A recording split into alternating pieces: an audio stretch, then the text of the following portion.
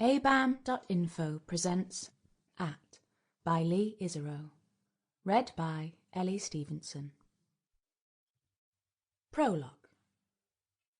When the news would report his side of the story, they'd say that James was the inevitable evolution of kids playing records backwards and hearing satanic lyrics. The excuse he'd given throughout his trial was that Twitter made him do it, and his barrister was trying hard to convince him that a defence of insanity was his only chance.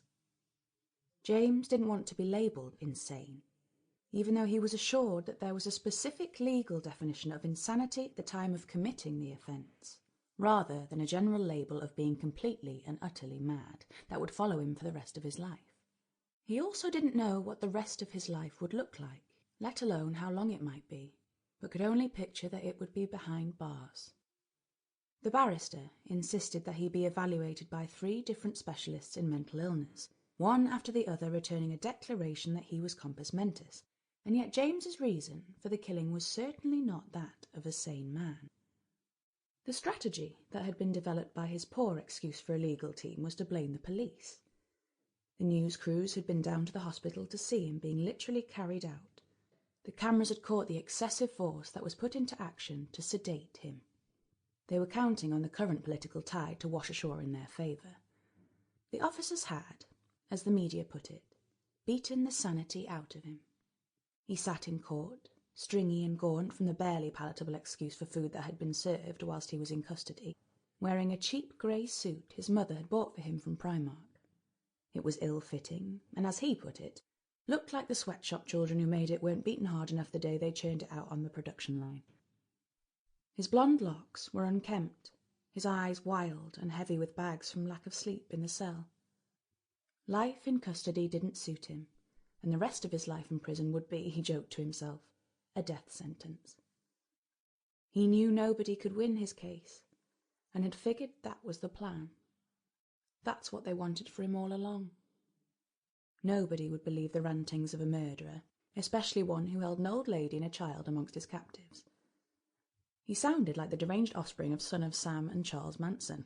Twitter was his neighbour's dog whispering words from a demon. It was his white album full of secret messages in the lyrics that only he could comprehend.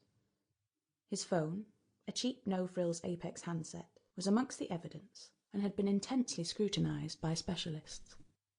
There was no sign of the Twitter messages in question, no proof that he had been active much on the service, other than to post the occasional rant against the NHS or government.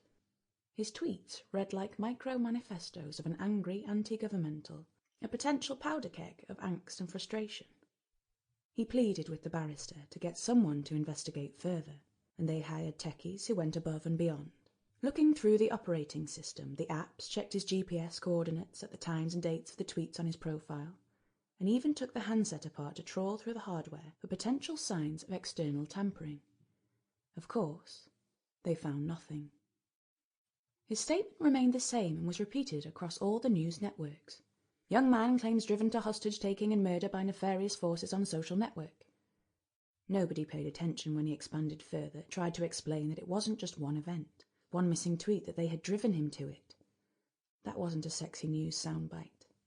As far as James was concerned, it was a grand Machiavellian scheme that had started out as fun and games, but soon took him to the point where he, and everyone he loved, would have lost everything if he hadn't played ball. Al Jazeera, of all places, was the only news network who followed up on the claim and discovered a slew of CCTV footage and witnesses who had seen James commit other crimes before his big debut on the world stage. James wasn't sure whether it was fortunate or not that wasn't deemed newsworthy for the other outlets to cover, and it was never mentioned at his trial. His barrister shut him up as soon as he attempted to offer evidence of further crimes that could only add to the inevitable sentence. Whoever it was that was behind this, James told the jury, had burrowed their way into his life.